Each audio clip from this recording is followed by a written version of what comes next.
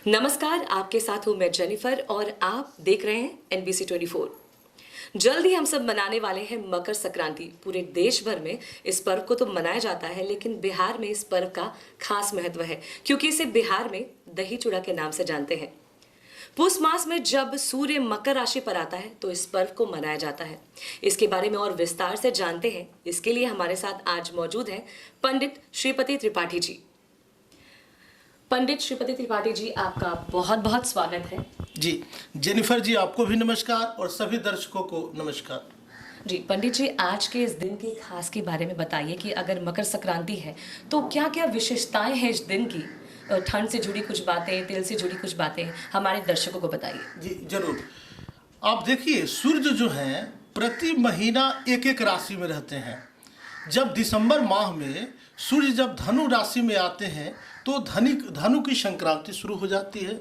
और जब कभी 14 जनवरी को, कभी 15 जनवरी को जब यह संक्रांति होती है, चूँकि इस वर्ष 14 जनवरी को ही है, तो जब सूर्य धनु राशि से अपने पुत्र के घर में, शनि के घर में मकर राशि में जब प्रवेश करेंगे तो यही जो है ये मकर संक्रांति होती है। और यह संक्रांति जब होती है तो आज ही से शुभ कार्यों में प्रगति होने लगती है। शादी हो, विवाह हो, उपनयन हो, गृह प्रवेश हो, इसके साथ ही सब अच्छे कार्य शुरू हो जाते हैं। तो निश्चित रूप से पुत्र के घर आकर अच्छे कार्यों की सूर्य जो है वो गति दे देते हैं। लेकिन सूर्य शत्रु के घर में आकर जिन लोगों को परेशानियां हैं, तो सूर्य और शनि परस्पर एक दूसरे के शत्रु हैं। और आपने एक शब्द भी कहा, इधर ठंड भी है और तिल का भी बात है। तो देखिए, तिल जो है, तिल में गर्मी ज़्यादा होती है, गुड़ में गर्मी ज़्यादा है, मतलब इसमें फॉस्फोरस ज़्यादा है। तो अगर आप ठंडी के समय में तिल से संबंधित या गुड़ से संबंधित अगर आप कोई चीज़ ग्रहण करते हैं तो आपको ठंडी से कम सामना करना पड़ेगा, आपको ठंडी कम लगेगी और आप गर्मी का एहसास कीजिएगा। और यह जो मौसम आप सुखमय बिता सकती हैं। जी पंडित जी, बचपन से सुना है कि इस दिन तिल का सेवन करना चाहिए। एक काला तिल होता है और एक उजला सफ़ेद तिल होता है। इसकी क्या विशेषताएं हैं कि काला तिल भी लेना है और उजला सफ़ेद तिल भी लेना है और साथ में गुड़ का भी सेवन है, तो क्या विशेषता है इस दोनों का अलग अलग? बिल्कुल, मैं आपको बताना चाहूँगा, यहाँ पे काले तिल की महत्ता है। काला तिल चूँकि शनि का सूचक है, तो काले तिल में वो शनि आते हैं। शनि के लिए चूँकि सूर्य के कारक जो है, सूर्य के लिए जो दान किया जाता है उसके लिए गुण होता है, तो गुण से भी सूर्य प्रसन्न होते हैं। तो सूर्य के लिए हो गया गुण और शनि के लिए हो गया तिल। तो दोनों की अगर युति होती है तो आपके जीवन में सूर्य से संबंधित कोई परेशानी है, आपको शनि से संबंधित कोई परेशानी है, आपको सेहत से संबंधित परेशानी है, आपको प्रतिष्ठा से संबंधित परेशानी है, या आपको पिता पुत्र में बन नहीं रहा है, तो दोनों के साथ संबंध अगर ठीक रहे, ठंडी से बचे, परिवार ठीक हो, आपकी उन्नति हो, आप रोग से बचे रहें। चूँकि गुण जो है, गुण पित्त को भी दूर करता है, और तिल जो है किसी भी प्रकार के पेट में अगर संबंधित जो है अगर गैस है उसको भी दूर करता है। अगर आपको डायबिटीज़ है या परेशानियां हैं या आपको मूत्रकृक्ष रोग है, जैसे ज़्यादा पेशाब जाने की भी है, तो आप जरा सा एक चुटकी तिल भी लेकर अगर मसल कर प्रातःकालीन खाती हैं तो शनिदेव की कृपा होती है और इस दोष से निवृत्ति होती है। तो हर एक दृष्टिकोण से, कई दृष्टिकोण से गुड़ जो है और ये काला तिल काफ़ी लाभदायक है। मतलब एक तरह से साइंस भी यहाँ साथ दे रहा है। अगर किसी को बीमारी है तो भी इस पर उनके लिए खास होता है। मतलब बहुत चीज़ें ऐसी हैं जो शरीर की समस्याओं का समाधान भी कर सकती हैं इस पर्व के माध्यम से। जी जेनिफर जी, मैं बताना चाहूँगा, साइंस के पहले की हमारी संस्कृति है। पहले सूर्य आया है, उसके बाद साइंस आया है। साइंस तो इसको देख के आगे बढ़ रहा है। तो निश्चित रूप से हमारे सूर्य और चांद जो प्रत्यक्ष ग्रह है ये तो पहले से ही है, साइंस तो बाद में है। साइंस तो इसको देख के सीख रहा है। पंडित जी, एक सवाल आपसे जानना चाहेंगे कि इस मकर संक्रांति के अवसर पर सफ़ेद तिल और काले तिल का सेवन किया जाता है, और गुड़ का भी सेवन किया जाता है, तो क्या अंतर है काले तिल का और सफ़ेद तिल का और क्यों?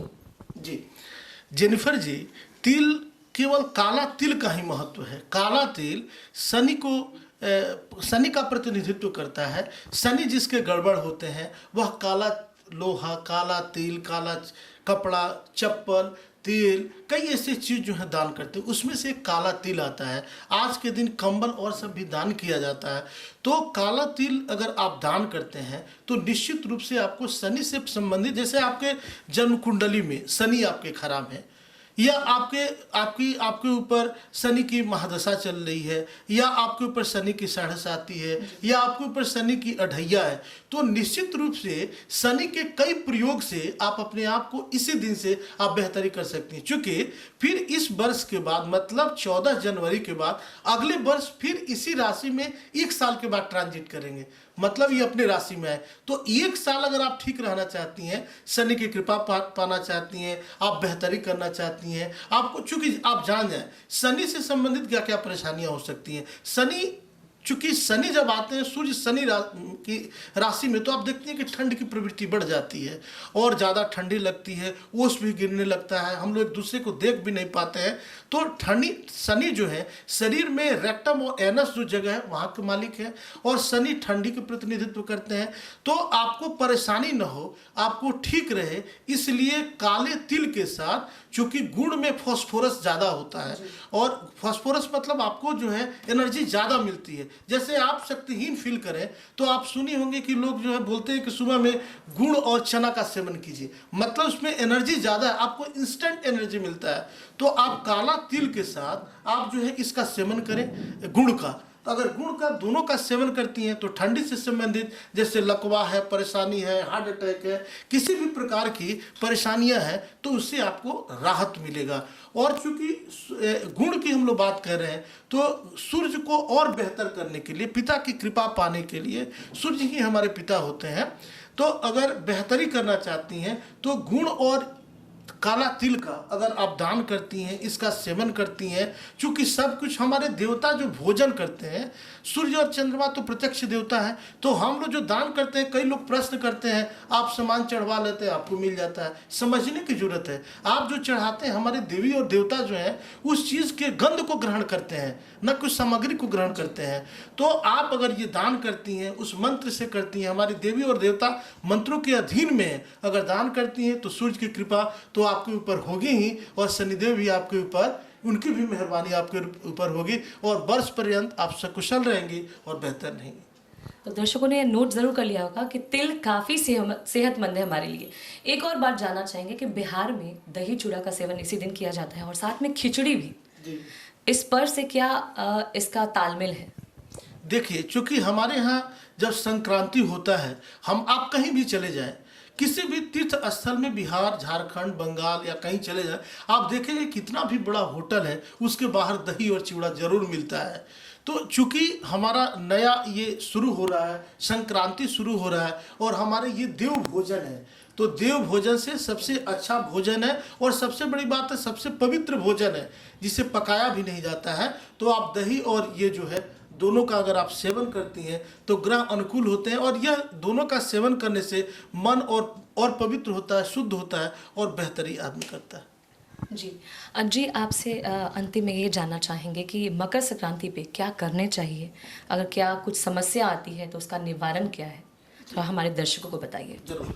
देखिए, आज के दिन निश्चित रूप से कोई पेड़ और पौधा को नहीं काटना चाहिए, नहीं तोड़ना चाहिए, किसी भी प्रकार के या तुलसी के दल को नहीं तोड़ना चाहिए। अगर आपके पिता हैं और आपको बहुत दिनों से अनबन हो रही है, तो निश्चित रूप से, आपने पूछा थोड़ी देर पहले दही चूड़ा, तो दही चूड़ा ही क्यों नहीं खाया जाता है, दही चूड़ा के साथ काला तिल लिया जाता है, गुड़ लिया जाता है। तो आपको अपने पिता का आशीर्वाद लेना है, क्योंकि 1 साल उनका और आशीर्वाद बेहतर मिलता रहे, फिर अगली मकर संक्रांति आएगी तो फिर और उपाय करेंगे, तो उनका आशीर्वाद चाहिए। तो निश्चित रूप से अपने मन में अच्छी श्रद्धा के साथ इस दिन सरसों का तेल पिता के शरीर में लगाकर उनको स्नान करा के गुड़ और के साथ दही चिवड़ा खिलाएं, पिता की कृपा होगी। आज के दिन अगर आपके पिता रुष्ट होते हैं या पिता से आपका बकझक होता है, गुरु से बकझक होता है, तो वर्ष पर्यंत आपकी उन्नति में अवरोध उत्पन्न होगा, और जहाँ पे आप हैं वहाँ से आपकी गिरावट होगी। पंडित श्रीपति त्रिपाठी जी, आपका बहुत बहुत शुक्रिया। मकर संक्रांति से जुड़े खास बातचीत के लिए आपका बहुत बहुत शुक्रिया।